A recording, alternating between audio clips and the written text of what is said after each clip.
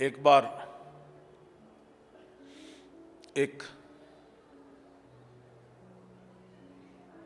माता पिता और उनका एक बेटा था जो कि बड़ा विद्वान था, बहुत अच्छा साधक था। माता पिता से भी उसने बहुत कुछ प्राप्त किया, लेकिन गुरु से भी प्राप्त किया। और वो भागे जा रहे थे तीर्थ, और हर 2-3 महीने के बाद कोई भी पुण्यतिथि आती थी, वो तीर्थ के लिए भागते थे। बेटा कहता था कि तुम यहीं बैठो, यहीं ध्यान साधना करो, क्योंकि बार बार जाते हो वो चिंता रहती थी, ये सामान उठाया कि नहीं, वो उठाया कि नहीं।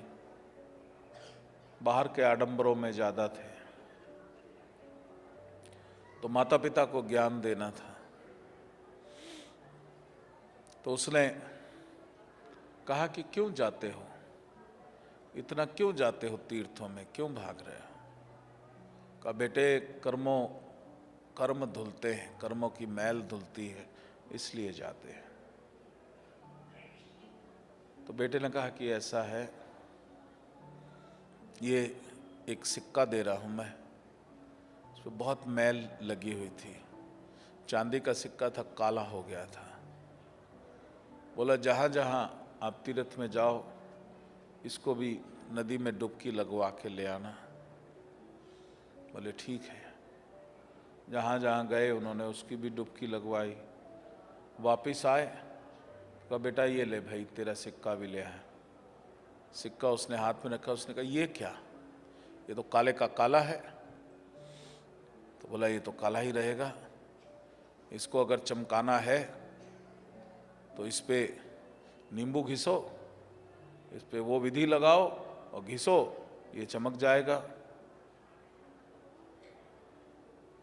उसने बोला जब ये सिक्का तीर्थों में घूम के नहीं सफ़ेद हुआ, लेकिन घर में बैठे बैठे अगर ये चमक सकता है, तो घर में बैठे बैठे तुम क्यों नहीं चमक सकते। तुम क्यों नहीं अपने भीतर वो नींबू को मलना शुरू करो, और वो तुम्हारे चारों तरफ व्याप्त है। नींबू तो फिर तुम्हें बाहर से लाना पड़ेगा, लेकिन संजीवनी शक्ति यहीं व्याप्त है, भगवान महामृत्युंजय की कृपा यहीं व्याप्त है।